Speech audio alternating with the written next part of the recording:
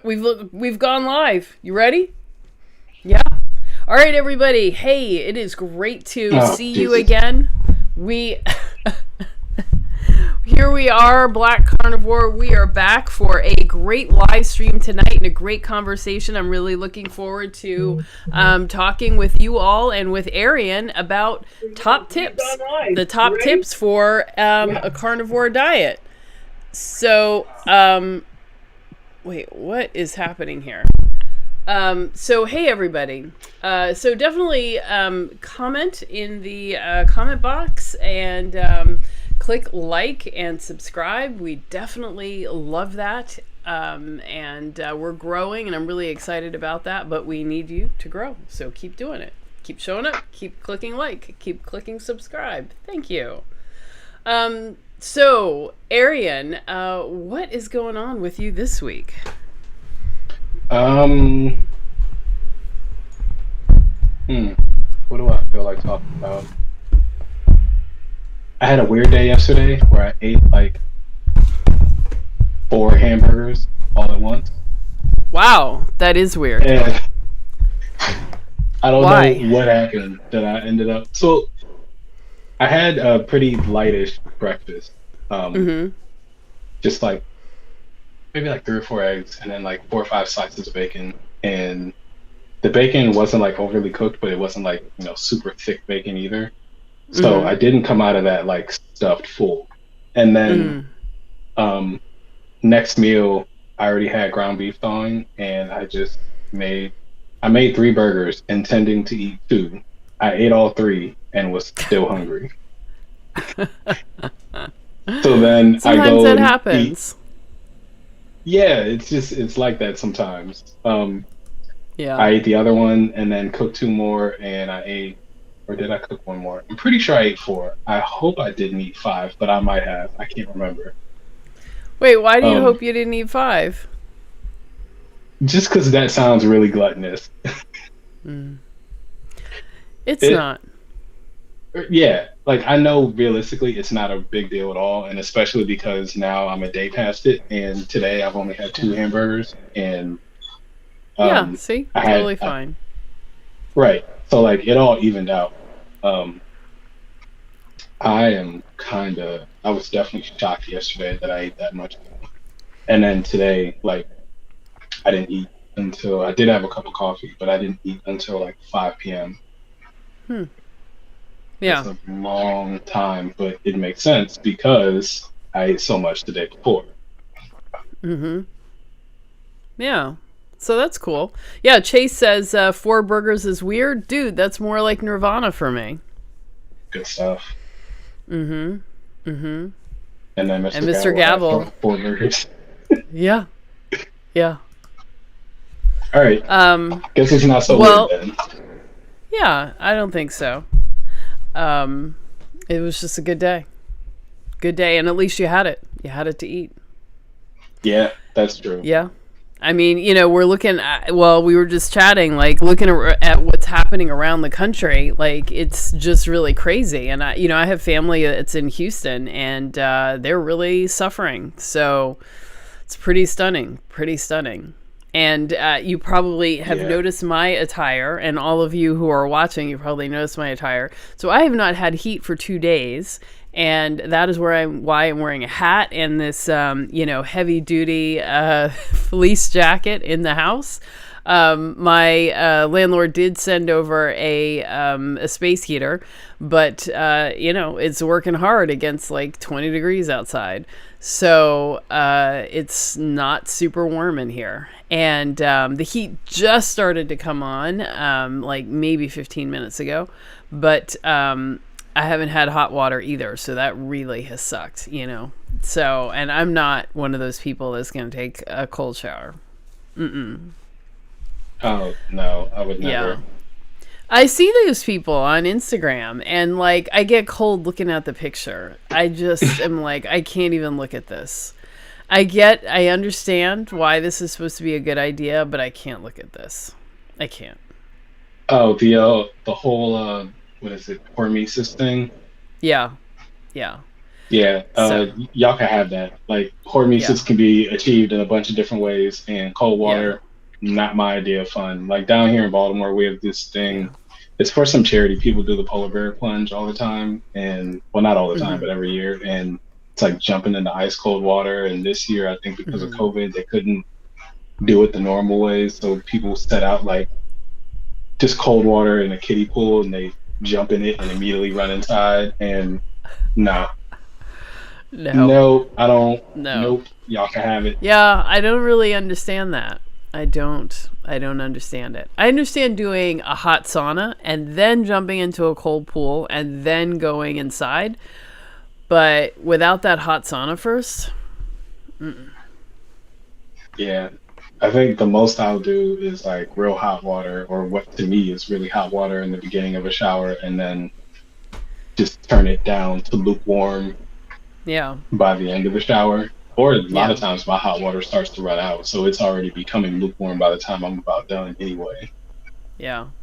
I really That's hate about it. that. I hate that.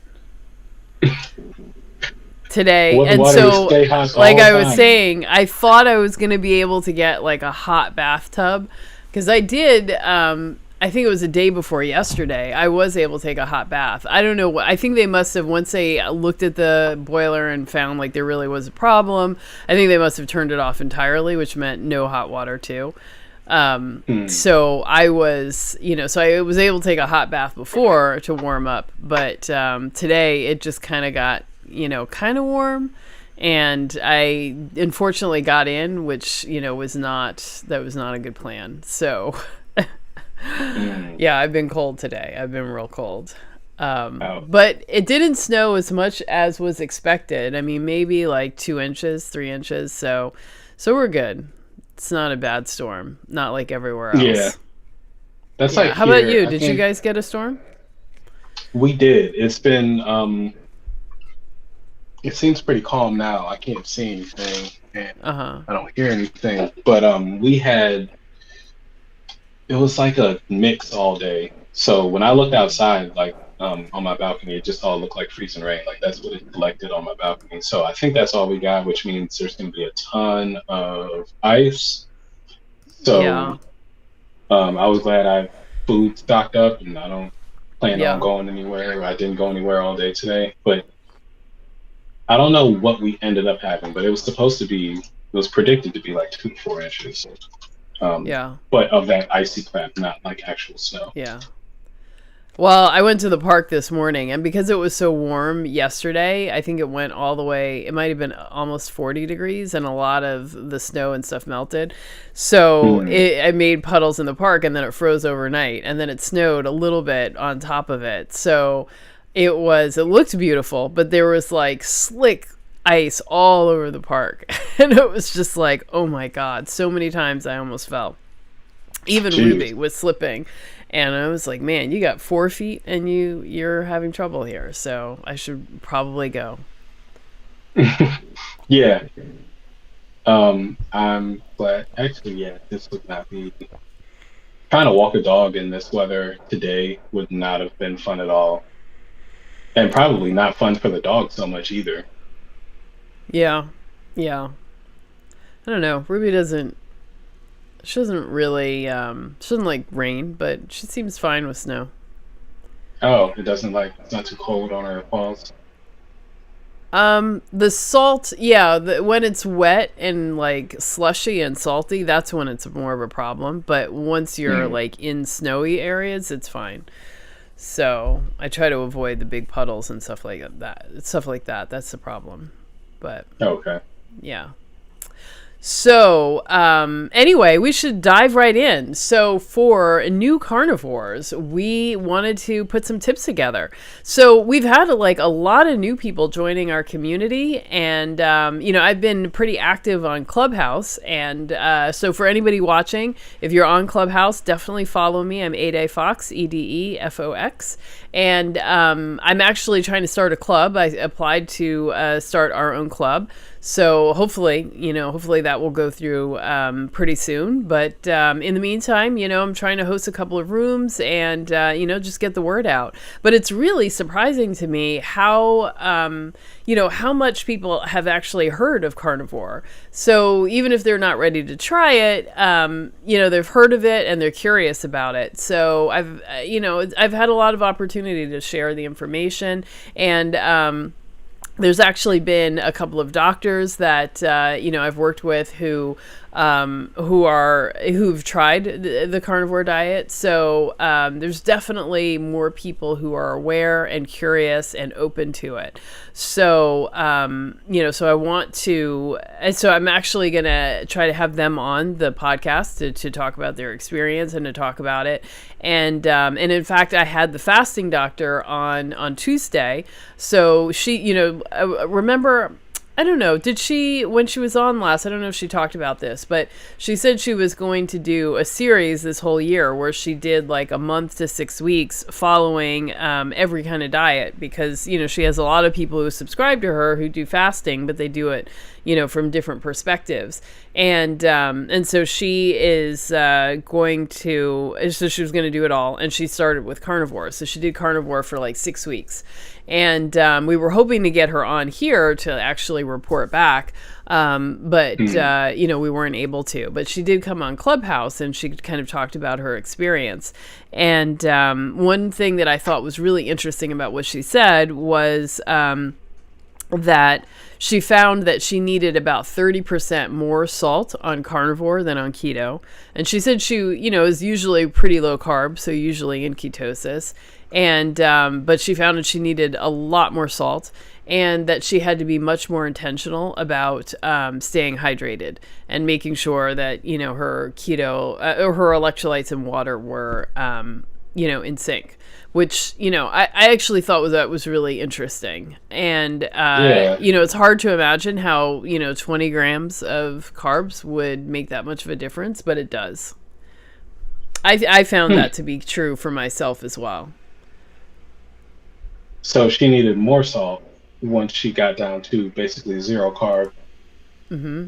And 30% more, which is like, that's a large amount. That's not nothing. Yeah. Yeah, it's a huge amount. And then and she needed to, you said focus on hydration. So does that mean like drink more water, or? I think she meant like keep the water in line with how much she was, her electrolytes. Mm. So she said she was peeing more and drinking more water, but she had to make sure that the salt and the water were in alignment. Oh, okay. Which I have found to be the case myself, certainly. So then that sounds like she may even have done good to do to use more salt. Well, she did. She used a lot more salt. Yeah, I mean even more than what she was using. If she was finding herself peeing a lot, either more salt. Yeah, I guess either more salt or less water, or some combination of the two. But yeah, that's a hard thing to balance, the two of them. And I feel like every day I'm like, I never feel like I'm really settled on it. Different days are just different. And it's actually, it can be a little frustrating because you want to just, I don't know about you, but I want to just have it down. Like I want to just know like, this is how much salt I need. And no, it doesn't work that way. Yeah. And the same with water too, actually. Some days I need more than others, and I can't really put my finger on which days will be like what. Yeah.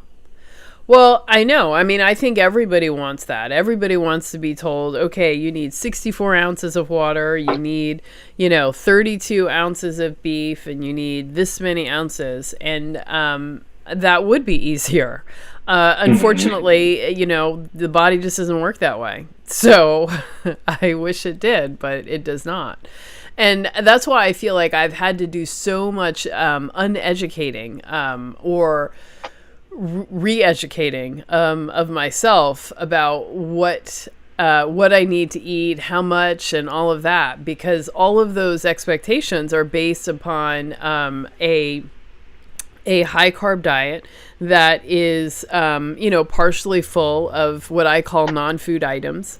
So, Hmm. what I needed was very different before. And I've only had 3 years of eating this way, but I've had, 47 or 46 years of eating the other way. So that's a lot. That's a lot of years to undo and to refocus my attention. Yeah, yeah, So, and for it's a newbies, whole. yeah, I was just gonna say it's a whole re-education process and like learning your body. yeah, yeah. And I think, I mean, I've said this before, but we've been taught not to trust our body signals. That we've been taught that there's certain foods that are healthy, and that even if you don't like them, you should eat them. Which is essentially Hmm. saying, if your body tells you it doesn't like something, ignore it and eat the thing anyway. And so, we have been instructed for years to not listen to our bodies. So this is a big change to now start listening to it. And it's hard to do. It's hard. I totally get it. It's Yeah, hard. yeah, and especially when you're starting, like your signals are completely like hazed up and hijacked by sugar and uh, I guess basically sugar, but really all junk food. And you don't, you can't just listen to your body because at that point, like the loudest voice is going to be get more sugar. Yeah. Yeah.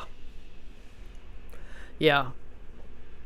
So, all right. So, I mean, that may as well be tip number one. If you are new to the carnivore diet, the top things that you need to know is, once you get past the sugar cravings, listen to your body. Like, it's telling you Yeah, good, solid information. yeah. I find myself like lately, maybe it's the coffee I'm drinking, but and I am just doing 1 cup a day at most. But that when I drink water now, I want to put the electrolyte drops in it again. I'd stopped Mm-hmm. doing that for a long time. Probably the Mm-hmm. regular coffee that's doing that. Um, but yeah, I just feel it. Like I just feel Yeah. that I'm thirsty, and then as I go to get regular water, I want something else in it. And I'm salting my food more than I used to. Mm-hmm. I'm also eating fattier food than I used to, say, like Mm-hmm. 2 months ago. I don't know what's Mm-hmm. happening, but I'm just trying to listen and go along Yeah. for the ride. Yeah. Excellent. Excellent. Yeah. So, ditto. I try to listen and do the same. Although, I still think I struggle with emotional eating. And so Mm, I definitely eat more than I need to. So, although eating this way, I don't gain as much weight as I would if I were, eating the way I used to. Like by now through quarantine, I would have gained 50 pounds for sure. mm, And like mhm. everybody else in the world, I would be 50 pounds heavier. So I feel very thankful that it's not impossible to gain weight on carnivore, but it's a little hard. Like it's hard to gain more than a few pounds. You gotta put your back into it and really make an effort. Yeah, You really got to try it. yeah, yeah. Which is nice. It's nice. It's a little freeing. Yeah. Yeah, yeah, and it's nice to know that like there isn't any real like messing up. Like even Mm-hmm. like I'm being a little bit facetious, but also still kind of have that attitude of like what is too much food, I'm eating too much, I'm worried. But like I ate a ton Mm-hmm. yesterday, and I mean I'm not measuring anything, but I doubt that that had any negative effect on me at all. Yeah. Yeah, I don't think that there is a real negative effect to eating too much. I mean, maybe consistently over weeks, but Yeah, over a couple of days, it's just kind of like, okay, so you got some extra nutrition. I'm not convinced that your body can't make use of that extra protein, and you might feel more energetic and just like you want to move more those days that you have eaten more. So yeah, I don't know. Yeah. that's what I would figure. It makes sense to Yeah. me that if we have this ability to eat all this food, that what would happen would be that we you find some way to use it, or you pass it. Hmm. Like if it's extra energy that you don't need, extra protein that you don't need, and we've all heard of the meat sweats and the Yeah. abundance of energy that some carnivores have, especially when you first start. That's probably your body like not being able to really efficiently use all of what you're eating, so it Yeah. just dumps it. Well, I mean, there is that circumstance like I've had where now when I check my ketones, like they're usually like zero point 0.4, zero point 0.5. They don't get very high. And that's because I'm only making as much as I need and burning straight fat. And we have no way of measuring burning straight fat.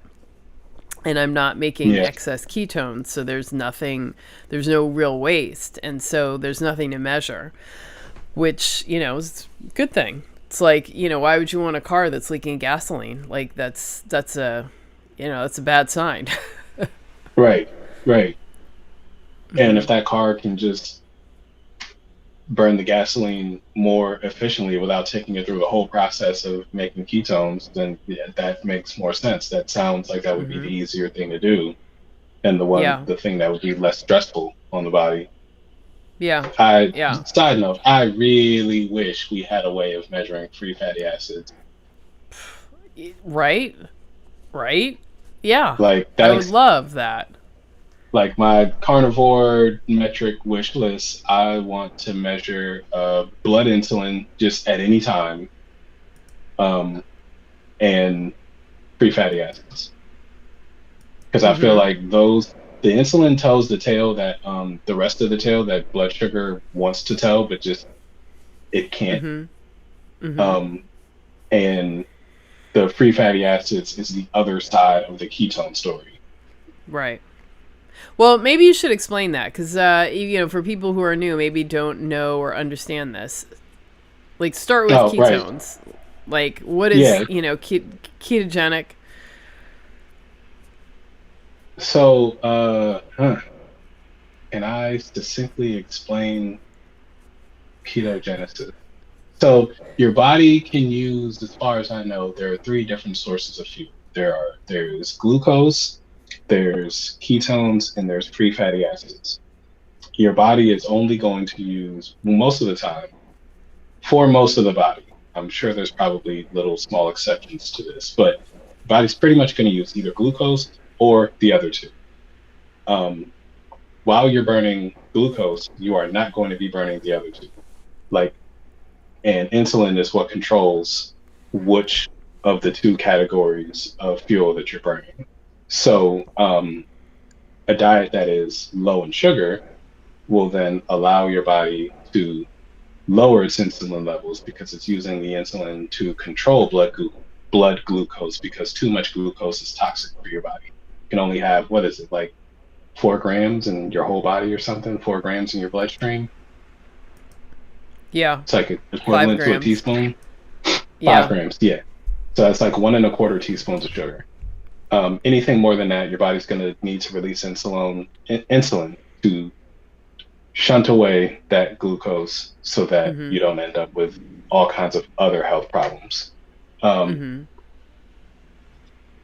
so measuring your glucose is great, but it doesn't tell you where your insulin is. Like you may have controlled glucose for a long time. Your glucose stays in that uh, 5 gram range, and great, but it doesn't say that doesn't tell you how hard your body is working to keep that stability.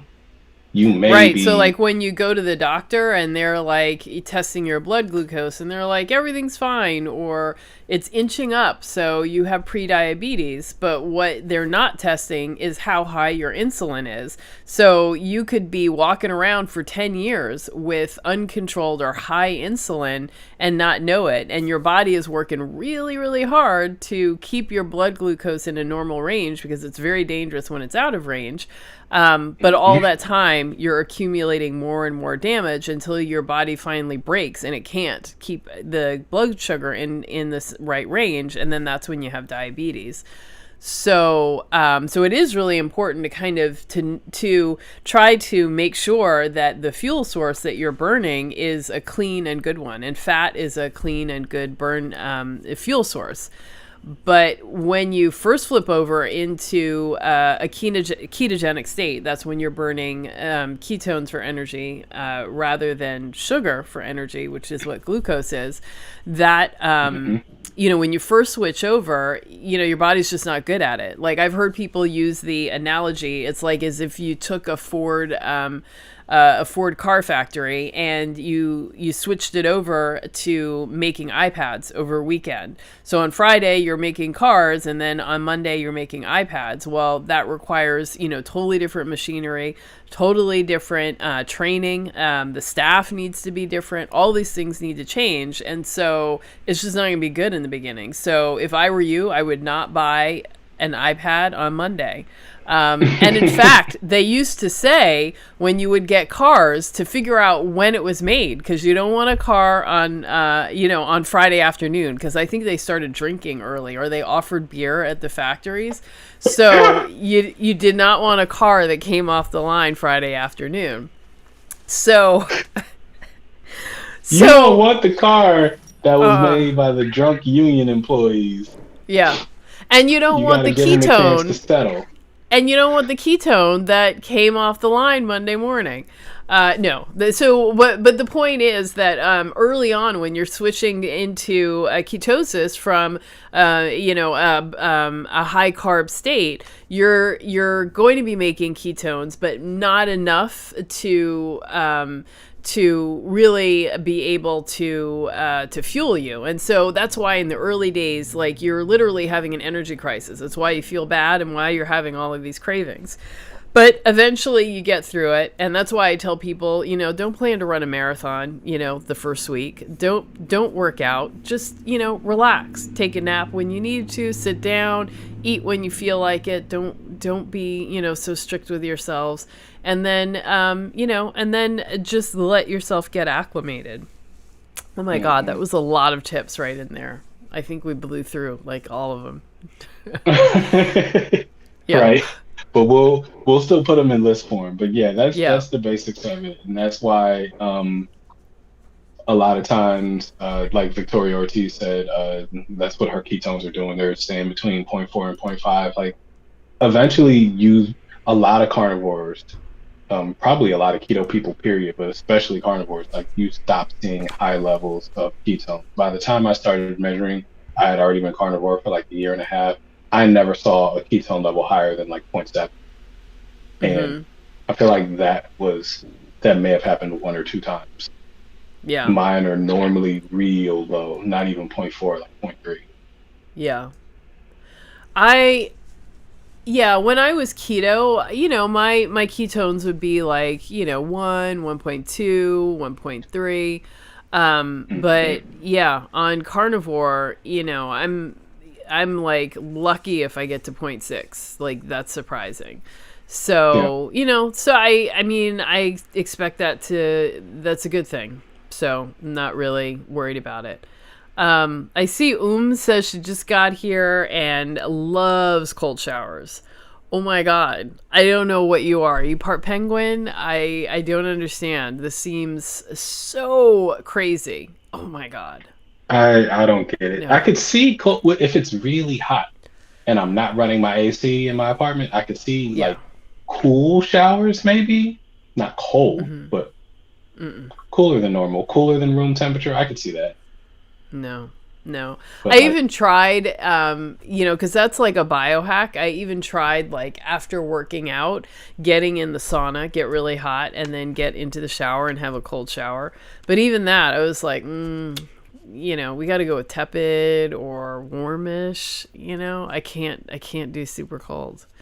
So, uh, oh well, there you go.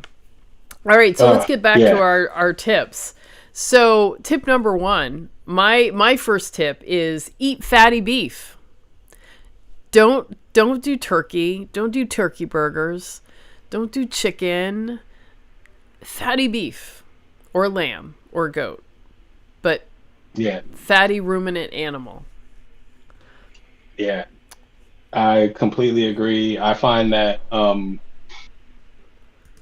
I want to challenge people with this sometimes when they're new because I feel like they want to start carnivore in the least satisfying way possible. Yeah, They they want to go carnivore and then they keep talking about chicken.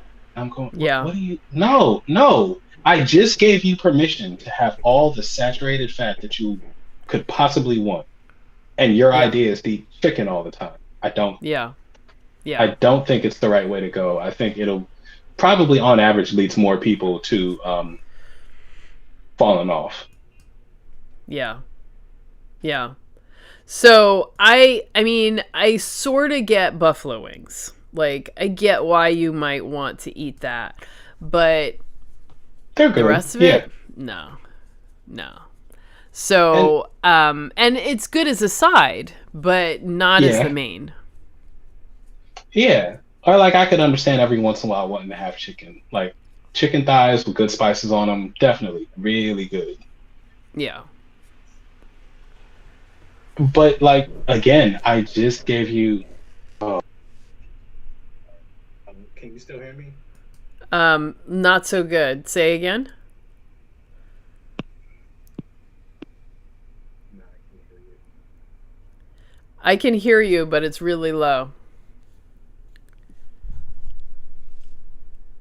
I don't know. Just Can forget what I was saying and keep going. You'll come back in eventually, but right now. Okay. All right. So, I forgot what I was saying. Well, eat fatty meat. So yeah, chicken is it's not filling enough, and I think that people think that chicken and turkey are good options. Fish, there's nothing wrong with these foods if you like the way that they taste, but There we go. they need to be in combination with beef. And frankly, I don't think a day should go by without eating beef, or some ruminant animal. Some people don't want to eat beef, so that's okay. But that should be the base, and a fatty cut, as fatty as you can get it. It's hard. That's why I post on my Instagram, and that's why I encourage people to look at my Instagram, because sometimes you gotta see a picture to really understand what fatty looks like.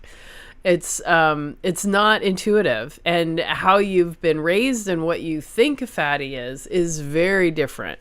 And that's another thing that I hear people always saying, I'm following a high protein diet. A high protein diet is good. And it's like, we're not eating high protein. We're eating moderate protein and high fat. Hmm. So it's important to remember that. And, when I was on keto, I was probably eating 80 to 100 grams of protein a day. And I would say now I eat 100 to 125 grams of protein. So it's more, but it's not a whole lot more. The difference in calories is coming from the fat. And I think it's really important for people to remember that. Yeah. Um, we,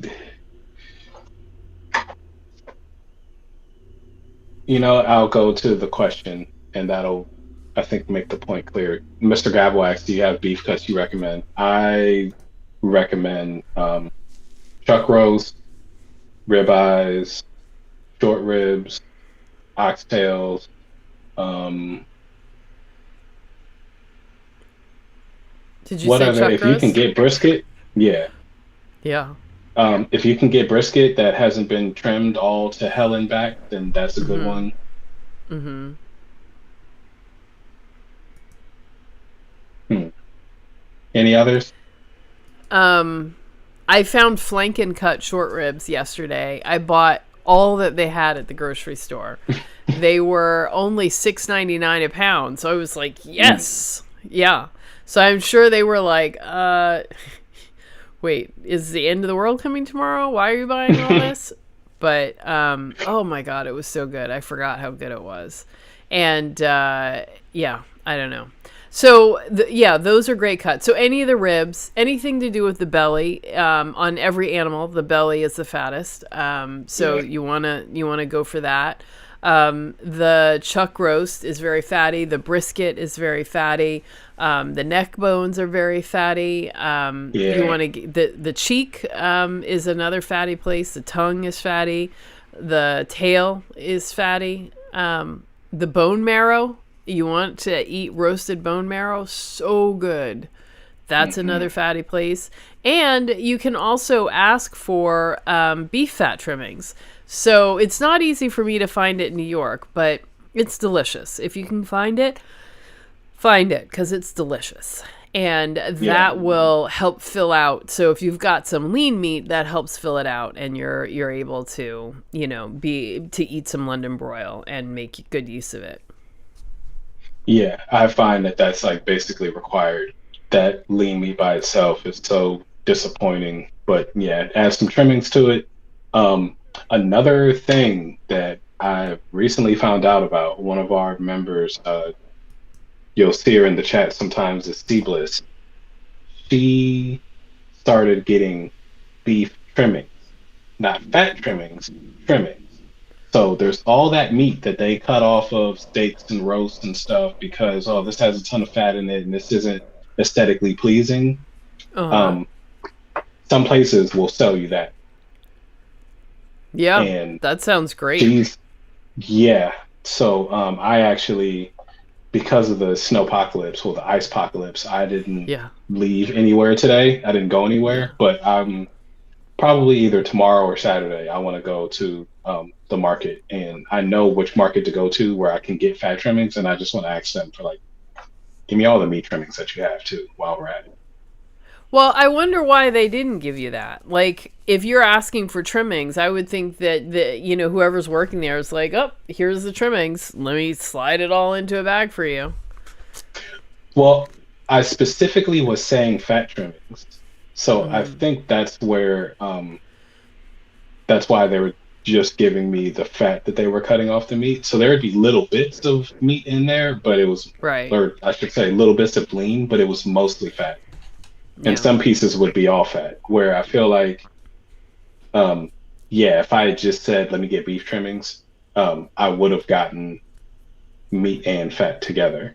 And she Right. showed me a picture of one. Oh my God! It looked like the outside looked like a big cap of ribeye fat, and then inside was just little pockets, maybe like that big, of Uh-huh. fat. Yeah. Yeah. Okay, so large picture says we have gotten pork shoulder and tri-tip that has a lot of fat on it. Dumb question, should we be eating all the fat, and how do you cook the fat specifically? Yeah, Yes, that's the best eat it part. all. Absolutely. Yeah. So with pork, I don't know. If you look at my Instagram channel, I have a couple of times where I've cooked, big pieces of pork with skin and everything. I just put it in the oven on a low temperature for like 8 hours. And then, it cooks up, and then turn the temperature really high for, 15 minutes, and then it crisps up. And then you've got pork cracklings or pork rinds essentially on top of delicious pork meat. So, yeah, Mm. go for it. Tri-tip, I'm not sure. I've never really cooked that, but, beef roasts and you eat all of it. Yeah. Yeah. What I do for any big piece of meat is, besides a whole roast, is not the air fryer. What's the other thing? The Instapot. Uh-huh. Um, with a pork shoulder, I would probably, yeah, slow cook it somewhere at least like 4 hours and uncover it for that last part, put it on broil. So yeah, you get those crispy edges. Yeah. Should we be Well, eating all the fat? Yes, you should. Yeah. Well, when I've made the pork in the oven, it's taken like 6 to 8 hours. So a lot longer than others said. Because one recipe I had, it said cook it until you can stick a fork in the side and turn the fork easily. So I Mm. was like, okay, I don't know what temperature that is or, how long that is. Turns out that was like 8 hours. But it was really delicious and totally worth it. So, yeah, so I highly recommend doing it that way. I don't think beef takes, beef doesn't take as long. But the Instapot does make it go faster, but you will not get crispy in the Instapot. So, No. it's a trade off. It's a trade off. Because, honestly, I do like crispy. And there's more flavor, I feel like, when things get crispy in the oven. I don't know. It condenses more. I don't know. Yeah, I do. So, There's that the crispiness itself is there's a flavor that comes with it. yeah. Well, sugar. So it's caramelized proteins. That's what the Maillard effect is. Oh, So, that actually tastes yeah. sweet. Oh. Yeah. Yeah. Well, that's why when you caramelize onions, it's the same thing, but it's onions have a lot more sugar in them. So I never really thought about like onions being sweet, and I was like, whatever, onions. And then one time I decided to caramelize an onion, and it took like 45 minutes, but it was so good. And I ended up eating the whole onion, and it was just like, it's an onion. But then I looked it up, and it was like, oh my God, that had nearly 30 grams of carbohydrates in it, Like if you Yeah. eat one slice of onion, it's not that much carbs. But when you eat the whole onion, and that has been caramelized, that's a lot of carbs. That's a lot of sugar. So I kind of get why, like, you can't really do this with onions. So you found a way to turn, well, not found a way, but yeah, found. You didn't I discover. You found a found a way way to to turn make onions vegetable into candy. candy. Yes. Yeah, and then you Yes. punished a whole onion. Yeah. Yeah. Yeah. It doesn't take but, a bite or two. Because they get small and then, you eat them fast. Yeah. Mm.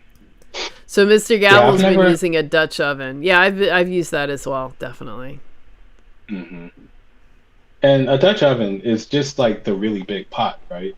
With a lid. Yeah. Yeah. That you can put in the oven. Yeah. Caramelized Okay. pork fat. Yeah, very good. Okay, so tip number 2. My tip is get community. So this way of eating is so weird, so different. The rest of your family and everybody who knows you, if they know what you're doing, they're going to hassle you. They're going to, question you. They're going to make you think you're crazy. And you need to have support from people who are eating this way, who can answer questions, who can tell you, no, you're not crazy. You really need to have support. So I recommend you come here, you click subscribe, you click like, hit the Hmm. little bell icon and hang out. Come to the Black Carnivore community. Come follow me on Instagram. Come to Clubhouse and join up the conversations there. Actually, this past Tuesday, we had quite a lot of carnivores in the room. So we were able to field a lot of questions and help people really get comfortable. And in fact, there were a couple of New York carnivores, Brooklyn carnivores at that, who showed up. And so Nice. now we're planning, we're planning a meetup, MEAT, meetup. Yeah. So I do encourage you to find like-minded people because this is so much easier when you have that. Yeah. And this is a great one to join. Everybody's really supportive. Um, if you really want to go, I guess, like above and beyond or really feel that community, like we've got our Zooms twice a week. But yeah, I think, like you said, it's so weird. No one else or very few other people are going to tell you, oh, yeah, this is the way to go. Just eat meat. Um, that, like, it's it's odd now. When I talk to people who aren't carnivore and I give advice, it feels like I'm selling snake oil because I know Yeah. it's so different than Yeah. Yeah. what they've been brought up with for their whole lives, that I'm like, oh, okay. Mhm. So all right, here's the thing. You're probably drinking too much water. And that's like, what that's not possible. Yeah. Everything I've read has never said that that is possible. Or Yeah. you should just eat meat. And actually, Yeah. like, I eat beef all the time, and they're like, how do you live? How do you breathe? I don't Yeah. understand how that's possible. So Yeah. yeah, I think you need community to reinforce this, and to also reinforce the not eating junk food. Yeah. Yeah. And to also to correct like bad thinking, because I think that's part of how people get into the chicken and all of that, because they're trying to meld what they knew before with what they're doing right now, and that's how you get people like trying to do carnivore with chicken and turkey, and it's like you Hmm. can't. You can't. You gotta eat ruminant animals. If you don't want to eat beef, that's okay, but you're gonna have to have lamb or goat or elk or bison or something else. Yeah, I really think that reminds me. I need to check on my old coworker, um, who was doing a lot of chicken, and see if he's still doing that and how that's working Yeah, for him. yeah, yeah. And large picture, thank you so much for the super chat. Thank you. He says, thank you for information, guys. I love it. I'm about to fry some pork. Sounds good. Nice. Sounds good. Yeah. So enjoy it, definitely. And for everybody who's watching, feel free, if you enjoy the information that we're bringing you, you can purchase a super chat or a sticker to support the work that we're doing so that we can continue to provide it for free for everybody, and make sure that you have the support and the community you need to stick with this way of eating. Okay, so the tip number 3 is forget about the scale. So we Just throw talked it away. about this. Yeah, we talked about this a couple weeks ago. Yeah. And I think that people can get so obsessed with the number that they don't pay attention to what's actually happening in their bodies. And a lot of times the scale doesn't change, but you're losing inches. And that's really what matters, because, like I say to people, no one sees the number on the scale but you, but everybody can see exactly how tight your pants are. Yeah. Every you've said that like 10 times, and every time it cracks me up. Yeah. Yeah. And they notice. It's, They yeah. do notice. And when your pants start fitting a little looser, or they see you in smaller pants, they will comment. Yeah. But when your pants start fitting looser and they're dragging on the floor, it is time to get new pants. Yes. Yeah. Yeah. You don't want it to be so noticeable. But yeah, that scale Yeah. is it's part of a culture that you don't want to be a part of anymore. You want to opt out of all of it. So yeah,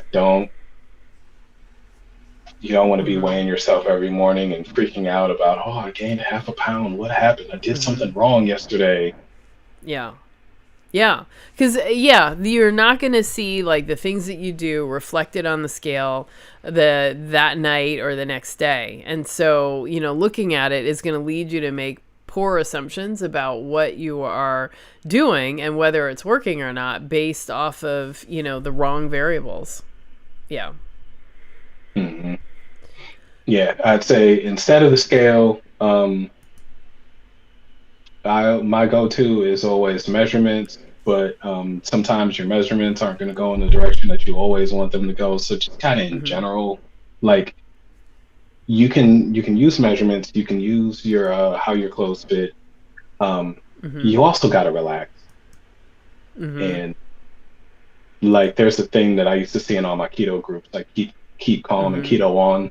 Like I don't know what the carnivore equivalent with that would be, keep calm and meat on or something, but like just chill out. Give your body a chance to get used to what you're doing and heal. It's Yeah. not going to heal instantly, and it's going to Yeah. prioritize healing over losing weight. Yeah. That is the thing to remember. I feel like with keto, you might lose faster. On carnivore, it's like your body just completely stops the program, and it's like, wow, now's an opportunity to heal. This is what we're doing. We're healing now. Yep. We're not doing anything else. And so it is important actually to pay attention to all the other things, because you might find like you're off your medications, you've never been happier, you have all of this energy, you're able to run miles, lift mountains, and do amazing things. And so if you haven't lost anything on the scale, like, that might be frustrating, but it's not the be all and end all. A lot of things have changed. And you got to, really pat yourself on the back for that and pay attention to that. Mm-hmm. Yeah. Yeah. Like, I'm imagining somebody like the body is like basically turning into Superman and trying to fly. And here you are grabbing hold of is my hand in screen, grabbing hold of the cake and pulling it back because you're trying to pull it into a smaller way. Meanwhile, it's saving the world. You don't care because you just care about the weight. Like, your priorities are out of whack. Yeah. Yeah. Now, Large Picture asks an interesting question. So he says, I may have asked this before, but I like ribs, but sometimes when I eat a lot of them, say 6+ bones, I may have to visit the library. So are you eating 6 rib meats and 6 rib bones? Because I will say, yeah, it sounds like he's saying he's eating the bones too. I will say that I do not eat the... I don't. Oh. I will say that I do feed my dog the bones, and I don't eat the bones, but she will eat the meat and the bones. And when I come back, I will find a little nub left of bones, and that's all that's left. She enjoys it very much, but then will be very constipated, as it's passing through her system. So I would expect that would be... Oh, okay. So he's not eating the bones. Who are these people that eat rib bones? Oh my God. Tons of... You even say you eat bones. Like, you've eaten the oxtail bones. I've definitely heard people say... Bones? Yeah. Well, I've definitely heard people say they eat the bones. But no. Okay. So glad to hear you're not eating the bones, Large Picture. Because I think a little bone is probably okay, but a lot of bone is, can be, I think, constipating. Yeah. I can imagine. Yeah. So, well, ribs are pretty fatty, Like, if a lot of fat in one sitting will just, it's going to cause diarrhea. That's just what it does. Yeah, and that was going to be my answer. Especially with pork ribs, I feel like pork fat, for some reason, is more diarrhea causing than like beef fat, or maybe it's specifically pork rib fat. I don't know what it is, but quicker than other fatty meat with ribs, I will feel myself getting to the point of being almost like sick to my stomach from so much fat. And if I eat past that, I will have a bad time later. Yeah. Yeah. Well, so that's a good point. What is the feeling of too much fat? Like, before you get to, the bathroom part, like, for me, it's starting to feel a little nauseous and a little sick to my stomach. So that's a surefire sign I had too much fat. And it's not too much fat overall. It's just too much in one sitting, or too much, too fast. So, I tell people to kind of back down from the fat from there.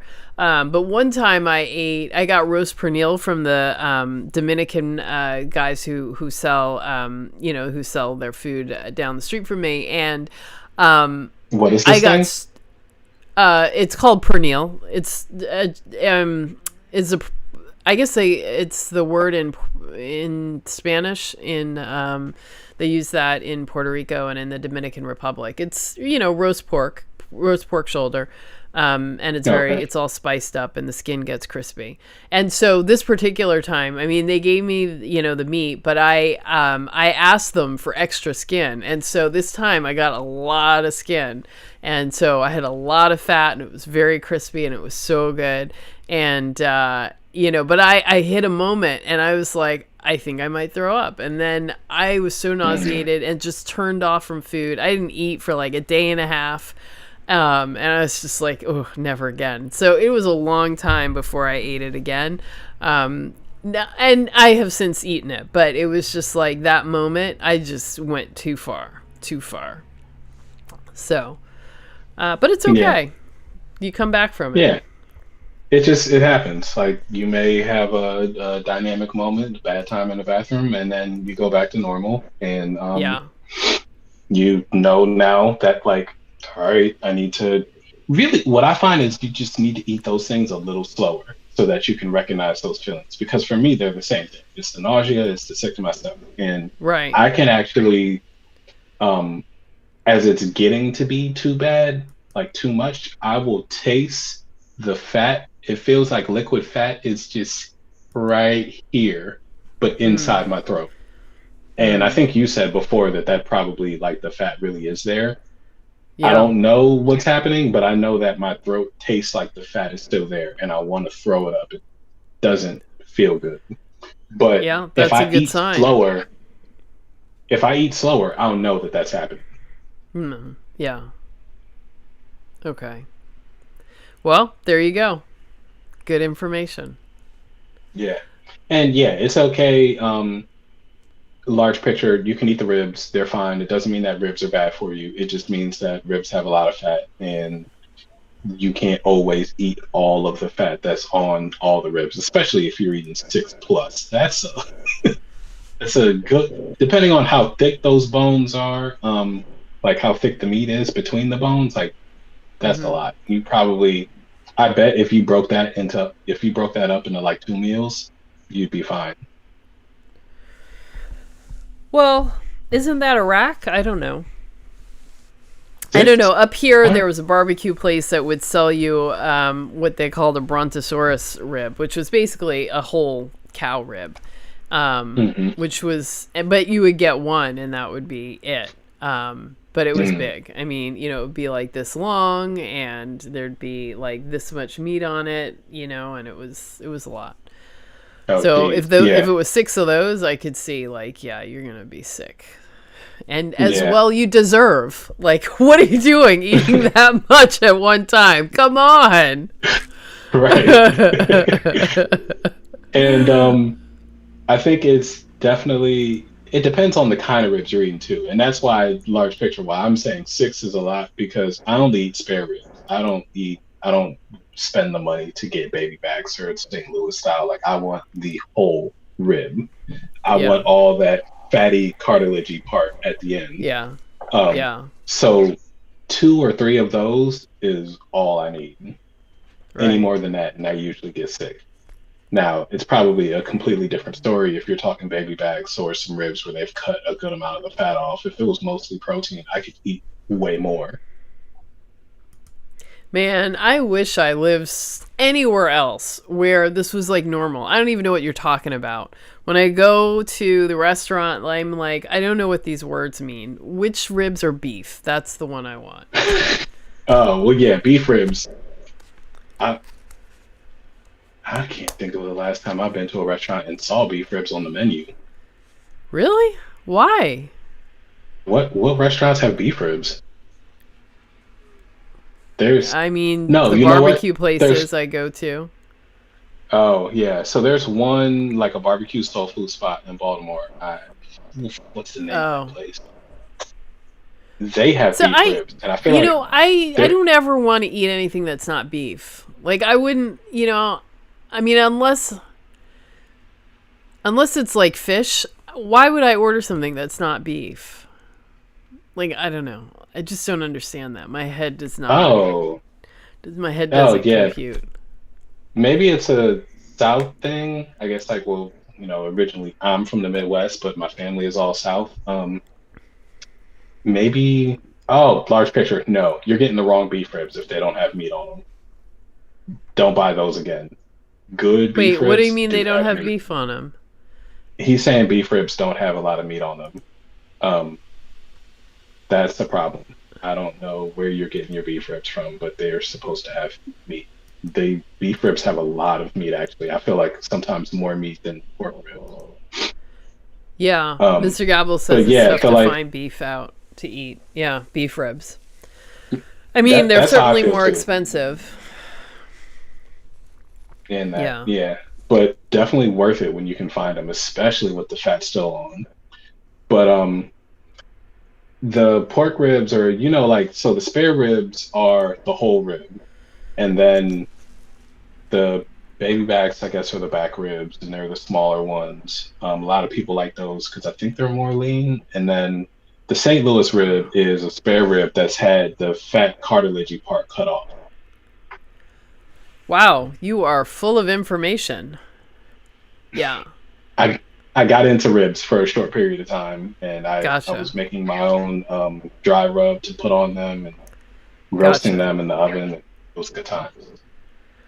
Oh, roasting them in the oven. Well, I'll have to call you the next time so I know what to do. I've been putting short ribs in the instant pot, but honestly, I don't love the instant pot. I love how quickly it cooks stuff, but I don't like wet meat. I prefer it dry cook. Yeah. Oh, for short ribs, I couldn't tell you anything other than instant pot because that's what I do for those. Um, Well, why wouldn't you roast I those? I don't know because I want them. I don't I know made them in actually. the sous vide once and it took 72 hours. It took Oh, 72 hours and I ate them, I think, in like 7 minutes. And it was like, right, oh my yeah, God. true Never. that. I did Yeah, it. I did it another time. I mean, they were so good. I will say they were so good, but I was like, I'm not sure this was worth it. yeah. I Not thought about sure. buying a Scooby once, but it Mm. sounds like a lot of trash, like with those plastic bags that you're only going to use once and then throw away. And Well, people buy reusable silicone bags, but still, I mean, it's some high tech cooking where it's kind of like, we have some other methods that we've been using for several thousand years. Like, I don't know. I think I might just stick with fire. I think. mm, hmm I get that. So, yeah. Let's see. Says Dr. Saiva says that fat causes a hormone to release that can make you feel distended, like after a large meal. He said that we often need to re educate our bodies to recognize this to know how to stop. Yeah. Yeah, there's. I can't remember which one. Is it leptin or ghrelin? The one that tells you that you're full. I thought it was ghrelin. Okay, we'll run with that today. Today it is ghrelin, henceforth and forevermore. Yeah, Okay. and So, uh huh. go ahead. Well, Large Picture is asking what kind of ribs he should get. That's why he usually gets the pork. I don't know why anyone would choose anything over beef. So, you know, I'm looking for beef ribs. If that's not available, I'm not getting ribs. I mean, I grew up on pork ribs. I hadn't had beef ribs for the first time until I was probably last years old. Like Are you it was kidding? not a thing. Really? I Last didn't year? know I didn't know beef ribs Wow. existed. I didn't know that was a thing that people eat. Wow. Or actually, no, I did. So I knew about beef ribs probably I'll say mid 20s or so. Like I knew cows had ribs, but I Uh huh. never knew anybody to eat them. So when I would go to cookouts, there would be a couple Muslim people who would bring beef ribs to go on the grill, and they'd want the grill like cleaned first or Uh clean off huh. a section and then cook my ribs. And that Uh was how huh. I knew beef ribs existed. I still never tasted them until last year. Wow. Wow. Well, I'm sorry that it took that long. Um, Me too. yeah. Yeah. Now, I did like ribs. I did like pork ribs, like when they were really just perfect. And I remember one time I went to this cookout, like it was in Oklahoma. some, local church had their church picnic and somebody brought ribs, and it was like, I mean, it was literally like manna from heaven. Like, it just was, they were so good. And I ate them and I thought, I guess I'm probably not going to eat ribs again, because I don't think anyone can ever match this. And there's nothing, there's no ribs worth eating beyond that. Those were pork ribs. And so I kind of, lost interest in pork ribs, because mostly they're not that good. People don't do great with them. But beef, always good. Never get tired of it. So, yeah. Interesting. So, yeah, for beef ribs, the only place I've been able to even find them, mind you, I'm in Baltimore, so not deep south, but also not the north, is kind of like the really black grocery stores. Regular stores, I can't really find them for the most part, or when I do, they're like, they're wrong. Like, they've trimmed them way too much, and it's more bone than meat. But I think all you really want to do with beef ribs is you just look at them and actually, like, take your time, look at the package. Does it look like there is enough there to eat, or is it just bones? And California might be tough. I don't know. I don't know how big beef is there to the point that you'll be able to find beef ribs easily. Yeah, I don't know. I think it's okay. It's pretty, you can find beef ribs. Beef bacon and beef belly. Like, I don't know where you find that. Is that even a thing? Beef belly? Is there the equivalent of pork belly in beef? There ought to be. I've never seen it. Yeah. I mean, people eat skirt steak and hanger steak, which are part of that stomach area. And the bacon is coming from the belly, right? Is it? Or is I don't know. Is bacon the back? I've definitely seen beef bacon, like, made from the cheek and made even from the back. So I think it's made from a couple of places. I don't know. Okay, so if that's the case, then yeah, it may not be. Maybe they're just used to using the belly in something else. Yeah. Well, Mr. Gavel says beef ribs is a South thing, like in Texas. Oh. I don't know. Well, my grandmother was always really into, like, meat and making sure that everyone had meat. So we were given our choice of meat, and she would buy, what our choices were. So I always asked for beef, and that's what I always got. When I had a choice. So she would make that kind of thing, but she would make roasts and lamb and steaks, and that was definitely her kind of thing. So for me, growing up, if I had been given the option to be a carnivore, oh my God, so many easy meals. No crying, no fighting, no pouting, no being forced to sit there for ages and then shove all of the carrots in or all the spinach in at once. It would have been delightful for everyone. So there would have been no battles whatsoever. But you think about that. Think about all those battles that for years that happened with kids, and how all of that was totally unnecessary. And in fact was teaching us the wrong thing, to ignore our bodies. Yeah. And what I actually find really interesting, and almost, it's like a feather in the cap. It's like the amount of people who you talk to and meet, and they're intrigued by this idea because they really do enjoy meat, and if given the chance they would eat a lot more meat, but they've been, like, pushing against it for so long, so much of their life. And with kids, you just tell them, like, well, okay, so today is bacon and eggs for breakfast, and they're not like, at least most kids that I've been around, they're not like yelling like, well, where's the cereal? Yeah. They're good. They're happy. I mean, if they're captivated by the sugar and addicted to the sugar, they will say that. But without that, people are okay. Yeah. Yeah. Yeah, you're right. I guess what I'm saying is I find it a little the transition or just the thought process isn't as weird Yeah. as it seems. Yeah. And there is a part of them a lot of times that does want to eat more, at least, if not just meat. Yeah. Well, I do tell my coaching clients to buy more meat because they'll want to buy enough for themselves, and I'm like, if you're making this, everybody's gonna want to eat it. I know everyone's gonna say no. Hmm. I'm plant based. I do this. I do that.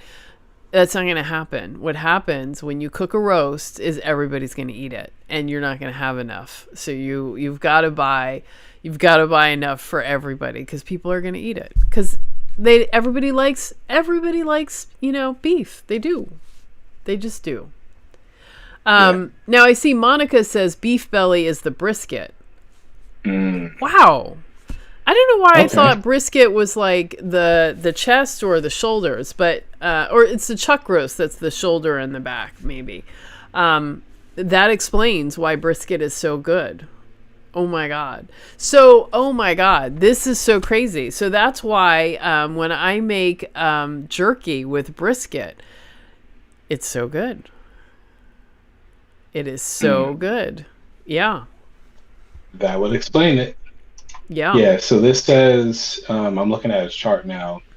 Belly is either going to be brisket, plate, or flank. It's going to be what? Brisket, plate, or flank. I guess depending on what you're defining as the belly of the cow. Wait, brisket is going to be what?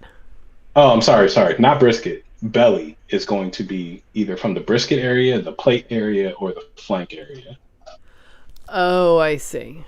Like all of those seem to be the bottom of the cow from like the chest down to the through Right. the abdomen. Right. Well, the short ribs and stuff are in the plate area. Hmm. What are the cuts that come from the flank area? That's a good question. Can I find that quick enough? No, I'm not sure. All right, Mr. Gavel is not forcing his kids to eat the veggies. Awesome. And Delisa, thank you so much for the super chat. Yes. So she says, yes, beef belly is a thing, hard to find.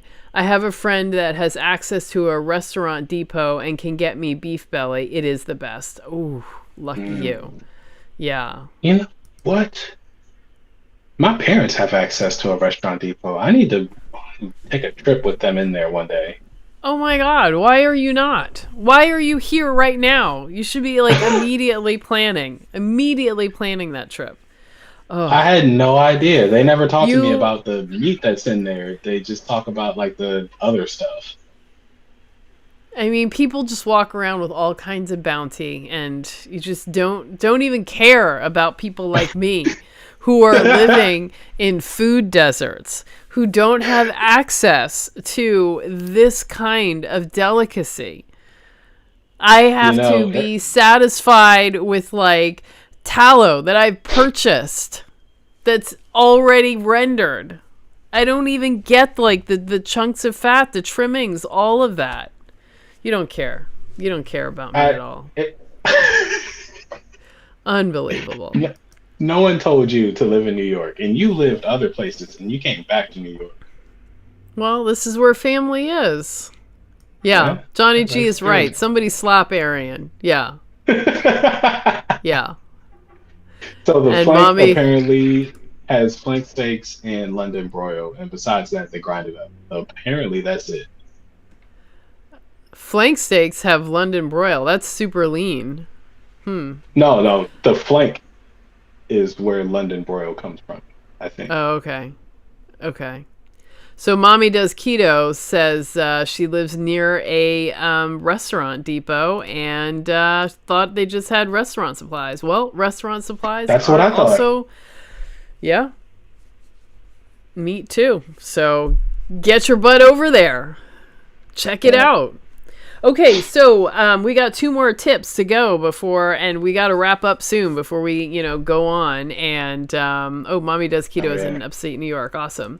So yeah, the next tip is moderate your water and pay attention to your electrolytes. So often we get told, people have this idea, you got to drink your weight in water. You've got to, the more water you drink, the better. 2 gallons of water, and that's what will make your skin look great and all that.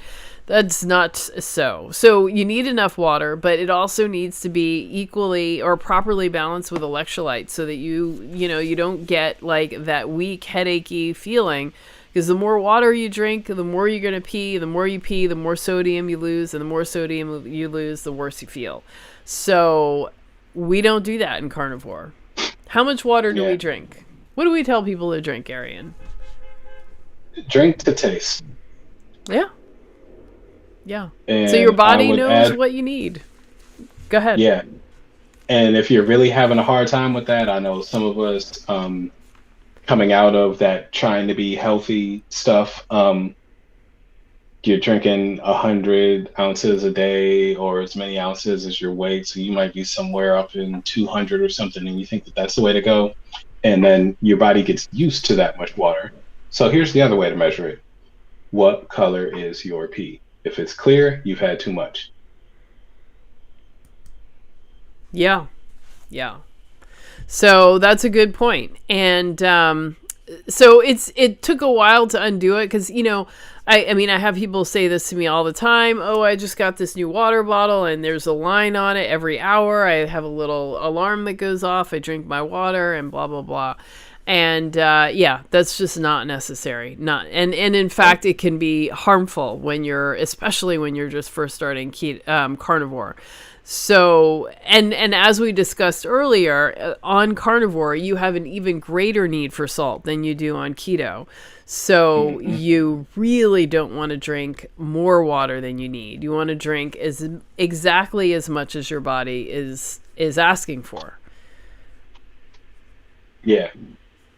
And I know that that's hard to get used to, like having what's going to feel like so little water, but I can pretty much guess that anybody I talk to is drinking more than they need. It just feels like the propaganda of drinking so much water has been so strong that we've all been affected by it. And unless you've actively done the work to do away with that, to do differently, you're drinking too much. So just relax, drink a little bit, and that's going to help you keep the next part of this and check your electrolytes. Like drinking too much water is going to have you flushing water. With that flushed water will come sodium. And then is it that you flush the sodium and then the other electrolytes go with it to stay in balance with the little bit of sodium that you have left? Yeah. Okay. Your body will dump the other electrolytes in order to keep everything in balance. So you might be fine, so you might end up being low in the others because your sodium is too low. Yeah. And actually someone was asking me on based off of one of my last videos, his blood pressure had gone up significantly upon doing a carnivore diet, and he was pretty concerned about that. So I asked around, and Dr. Hampton, who also has a podcast that you guys should all go listen to, it's called Protecting Your Nest, and he's really awesome and very, very smart. But I had asked him about that, and he had participated in a study, and he sent me the link of the study that said that not getting enough potassium could cause blood pressure to rise. And so, if your electrolytes, if you're starting the carnivore diet, your electrolytes aren't in balance, it may be that you need more of something, so I don't, this stuff is hard to balance. It takes a while to kind of figure that out. And I might not have known to do that, but there is some research that, might be able to, to help kind of, figure some of this stuff out. But it's not, I feel like that's the hardest piece with carnivore. And that's the part that's taken me the longest to get in line. So. Mm-hmm. Yeah. And I find that what's easiest, or probably easiest and safest, is to first focus on not over consuming water and to have enough salt.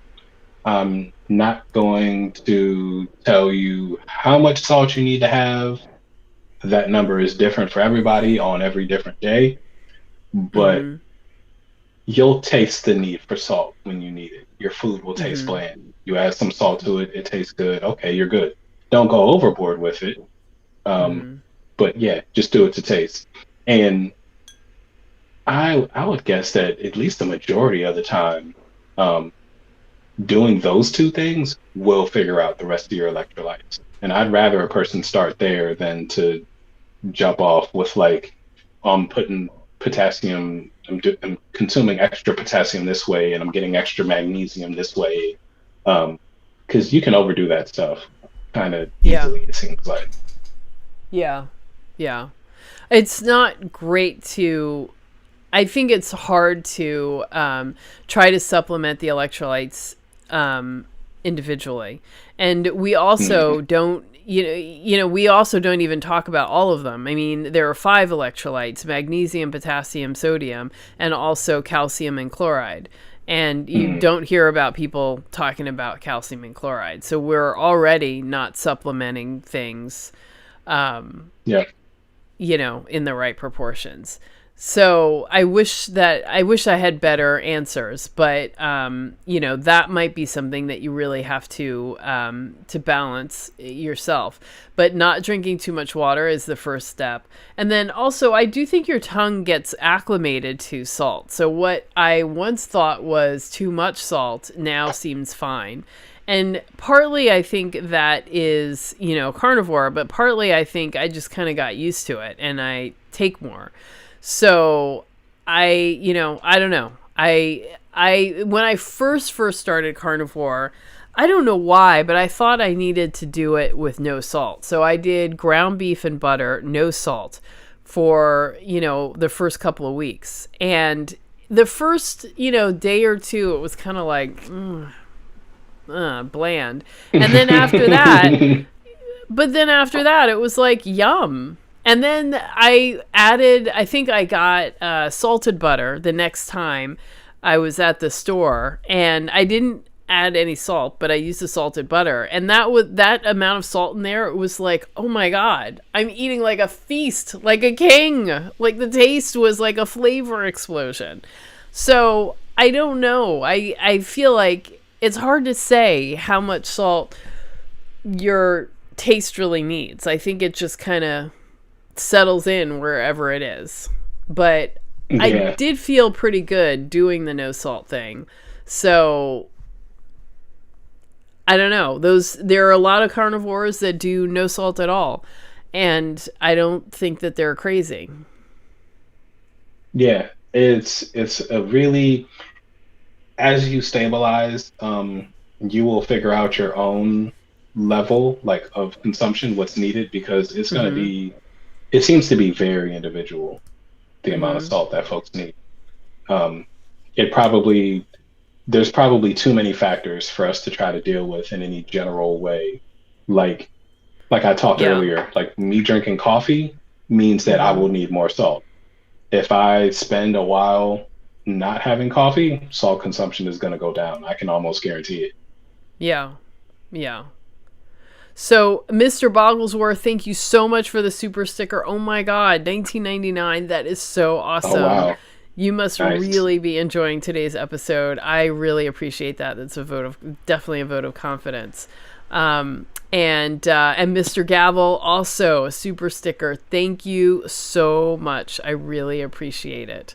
Let's see. Says, when running errands in Florida summer, definitely need more electrolytes. Johnny G, mix in some Diet light salt in your sea salt for more potassium. Yes. But you will taste it. It does not taste good. I Yeah. tried that light salt. I can't stand it. Yeah. Yeah. Salt definitely brings out the flavor of meat. And that's why you'll say, you know, if you've got a good steak, like all it needs is salt. Like something's gone wrong if you really need a lot of other herbs and spices. So, yeah. Yeah. Uh, What was I gonna say? Oh, says when she's running errands in the Florida summer, she has to increase all electrolytes, potassium included. That makes sense. You're gonna be yeah. sweating more, so more of them are gonna be coming out, and along with that sodium is coming everything else. Makes sense. Yeah. So, what's our fifth tip? Our fifth tip. Fifth tip Do you is remember what it is? do not snack. No snacks. Yeah. So we eat grazing animals. We don't graze ourselves. Right? And yeah, and I find that if I find myself grazing, if I find myself with the urge to graze, I've done something wrong. Usually that specific day. I wonder if that comes down to the amount of diuretic stuff that I'm having. And that urge for grazing is really like an urge to eat again, not because I really need food, but just because I need salt. Probably. I know so many people are like, oh, I have an urge for chocolate. I need magnesium. I better eat the chocolate. But that is not true. You might have an urge, and there's a lot of ways that you can get magnesium. So that urge for chocolate is more about the chocolate than it is about the magnesium. But an urge to eat, it could be, your body is just is hoping that whatever you eat, it is going to provide the salt that it needs. Because salt is, is in, it's pretty much in everything. So, unless you're eating something really weird, most likely you're going to eat something that has salt in it. Especially if you're eating junk food or processed food, it's all got salt in it. So it doesn't really matter what it is. Yeah. Yeah, that makes sense. And it's funny the way we'll justify, I have a craving, so yeah, I must need chocolate because I need magnesium. I must eat chocolate. Yeah, chocolate's the way to get magnesium. I really think we should be striving, and this goes with the electrolyte conversation. We should be striving as much as we can to get everything we need from the food that we eat. If we're thinking about, and I guess for some people, the ancestral living argument doesn't sway them, but it sways me a lot. So I'm going to just fall back on it. Ancestrally, there was no like pill that you could take to top off your magnesium or something at the end of the day. You just ate. And that tells me that we should be able to get all of the nutrients we need from food in our environment in a natural way, and we don't live natural lives, most of us here in Western society, but as much as we can, we should be trying to get everything that we need from the food that we eat. So chocolate for magnesium doesn't really make sense. And I also think that's part of why I believe that the days I get hungry, but not really hungry, but just like peckish at 11 at night, it means I screwed up somewhere. Yeah. Now, I see says, if I don't get to food, I end up drinking heavy cream in excess, which backfires and fills me too much. Catch 22. I'm not sure I quite understand. Is she saying that if she feels a need to snack, she will end up drinking heavy whipping cream instead of eating something? Because, That's yeah, what it drinking sounds heavy like. whipping cream will also derail you. Yeah, in a couple ways. Um, Yeah. I would think if I don't get to food, that sounds to me like, yeah, I'm feeling the urge to snack. I choose not to because I don't want to eat, but then I'm denying myself and I need something. So then I drink the heavy cream. Yeah. Yeah. Um, I feel like like when you really I, get to the point where you really need something, yeah, something went wrong during the day. You needed to eat more. yeah. And I'll say this for the snacking. The tip is don't snack. But if you are there feeling the need to snack, then go eat. Eat something. Don't Mm-hmm. I don't really recommend all the time, especially if you're new or it's just really not feeling good, like to just deny yourself and to say, I'm just going to bed hungry. Mm-hmm. Um, Yeah. like with like that leads to unnatural eating, like eating chocolate or drinking a cup of heavy cream. Um, I would much rather somebody eat. And I think that's the healthier thing for you is even though I'm not supposed to snack, even though this is later than I wanted to eat, if you're feeling hungry Right. or if you're feeling snackish, you might as well eat something. Yeah, I mean, I'm all for I don't limit how many meals, so or the time. So if it's 11 o'clock at night and you're hungry, you should eat. Like it doesn't matter what time it is. But it means that the next day you might want to think about eating more at your meals so that you're not in that Mhm. situation at 11 o'clock at night. But Mr. Gavel says most snacks come down to needing more salt for me. Yeah.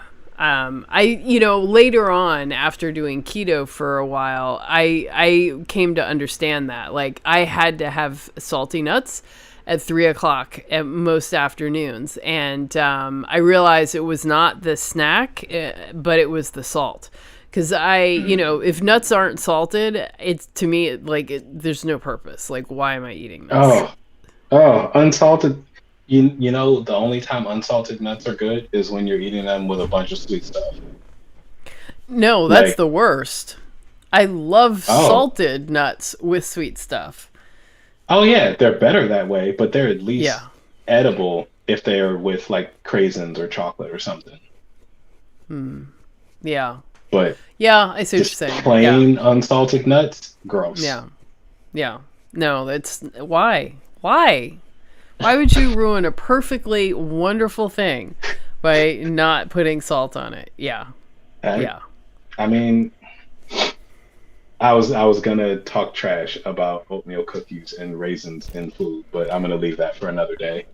I mean, it's a known argument. Like, why ruin a good cookie with raisins? It's a known argument. People do it though. My cousin always talks about eating chocolate covered raisins, like she's addicted to that and blah blah blah. And I'm thinking, why? Of all the things in the world, would you eat that? The chocolate is It, ruined by the worst fruit in the world. I hate raisins, just yeah, generally. And then you take something good like chocolate and it's like I yeah. don't even like. I mean, I don't like chocolate on fruit at all.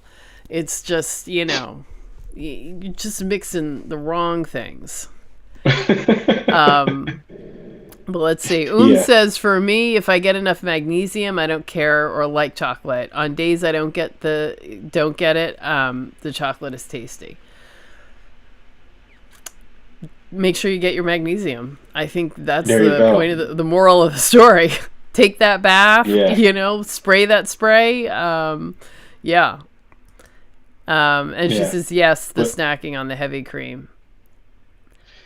yep. So, So the heavy, you don't snack on food, so then you end up making a worse decision snacking on heavy cream.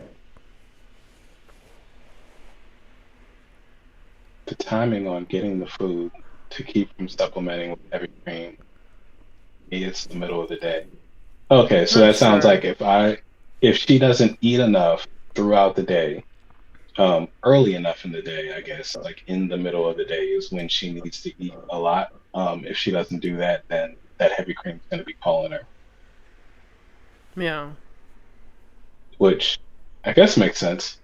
Because that food, Yeah. especially if she's eating carnivore and she's doing carnivore, what I'll say is the right way, that food Right. has a lot of fat in it. So then that's why you want to have the heavy cream later because you were missing fat earlier because you didn't eat enough. Yeah. So, mommy does keto, says salty nuts are dangerous. She can eat her weight in them. I have definitely eaten 1 pound of smoked almonds, smokehouse almonds, and man, that was unpleasant. Unpleasant. So, What's the um, one that you can eat too much of it and like it's actually poisonous past a certain point? Is that cashews? I did not know any of that. Anything I was. I thought that there was some that, or maybe it's the fact that they have to roast them and you can't eat them raw. I don't know. I'm making stuff Well, up. What am I? cashews are no. Cashews are the ones that have acid in it, so they burn the hands of the women in India who do Yeah. them, and you cannot eat them raw. So even when you buy raw cashews, they're not actually raw; they are roasted because you can't eat them unroasted. Mm. Hmm. Yeah, yeah.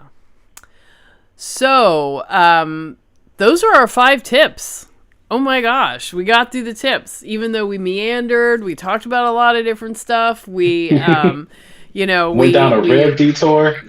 yeah, yeah. Oh, that's right, the rib detour. That no, but somebody asked, what cuts of meat, and surprisingly, like this information is not ubiquitous.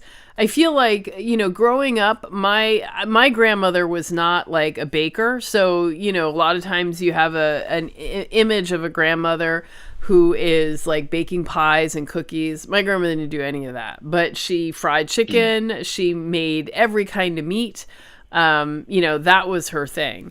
So, I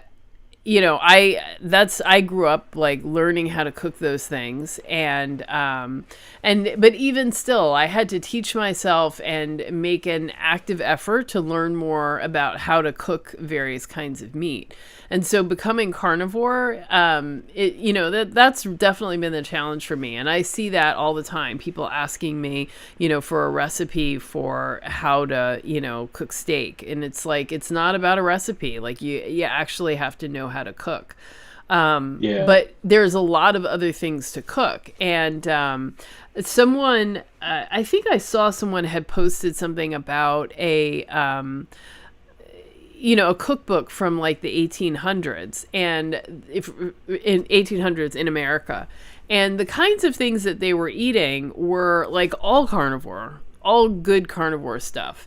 But it's stuff like there's no words for it now. Like we don't even remotely make anything like that now. So, we don't, I wouldn't even know how to describe it, but like potted meat, that was Mm. definitely a Hmm. thing. People can vegetables, but also we potted meat. And, you know, I mean, before, I guess, I don't know, when was the refrigerator invented? But before then, like you didn't really have a way to preserve foods. And so, most of the cooking was figuring out, how to make this stuff last. So I recommend, you look at some older cookbooks. If you look at, Julia Child's cookbook, there's all this stuff in France they were doing where, we'd be like, what? What? But, her cookbooks were all, fat, meat, butter, cheese, like all the things that we do. So I definitely recommend, heading back in years, looking at old cookbooks. That will give you some other ideas about what to cook. And there's a woman that I follow. I forget her name on Instagram. She's from Bolivia, and she actually interviewed me. She's a carnivore and she's a doctor. And she makes this stuff all the time that like a bunch of different recipes that I don't know what they are. I don't understand what they are. I know that they're fat and they're meat, but I've never heard these words before. I've never seen anything like it. They're apparently traditional Bolivian dishes, and and everybody makes them. I'm not even clear what animal it comes from, but they are, high fat or in the right fat proportion, and just you can order it out anywhere, and you get this great carnivore meal. So sorry. So definitely, yeah, she's getting into something. So definitely check those things out, and just be a little bit more adventurous, and you'll find some delicious things to eat.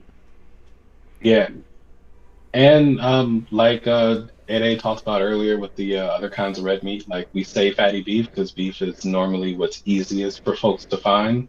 Mm-hmm. Um, like in this country, in America, it's like the main red meat, but there's Mm-hmm. definitely other stuff out there. Mm-hmm. Yeah. Um, let's see. Johnny G says, tip 6, the best stuff is the caramelized bits and drippings in the bottom of the roasting tray. Oh my God, yes. Eat that stuff up. Eat it. It's so good. Mm-hmm. And then Mr. Bogglesworth says, topic probably already been covered, but do y'all eat raw meat? So we should do that on another episode, because we are already hitting the 2-hour mark. But yes, I have tried it, and I ultimately decided it is not for me. But I've given it a solid try. It's not just a one-off thing. Yeah. Yeah. Yeah, we should save that because that could be a whole, at least part of a show. Yeah. And Mr. Gavel says, tip 6, don't try to force your spouse to join carnivore. Yeah. It's so difficult not to, though. Yeah. But, the best thing to do is lead by example. When you start living your best life, everybody is going to be curious about what you're doing. So just live your best life and let them come around on their own. Yeah. Mm-hmm.